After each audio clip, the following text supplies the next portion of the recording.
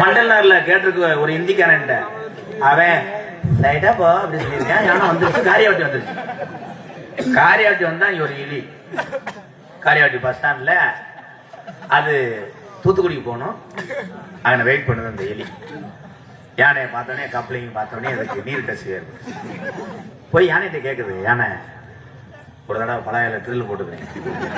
யானை சொன்னிச்சு, இது தேக்கு, நீ சின்ன ட்ரில்லா வச்சுக்க, மாத்திரை ஓட்டு நீக்கிறோம் ட்ரை பண்ணுறேன். சரி முண்டைங்கன்னு வேணாம்.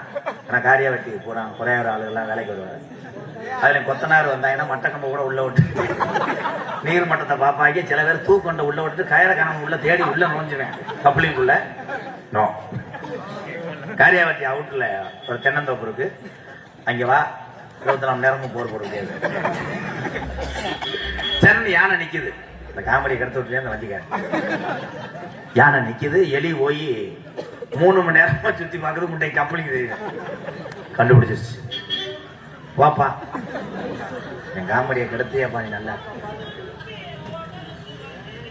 ஹோட்டலுக்கு வந்திருந்தா சிங்கினா சிங்கி அடியா, சிரிச்சா நெத்தி அடியா, மஞ்சி வளைஞ்சு கும்மி அடியா, அது சிங்கினா சிங்கி அடியா. அந்த படம் தானே ஓடுது. எப்படி கண்டுபிடிச்ச பாத்தியா? ஆளே இல்ல, யாருக்கு யாரு நடிக்கிற? ஓ, வண்டி இழுக்கலையா?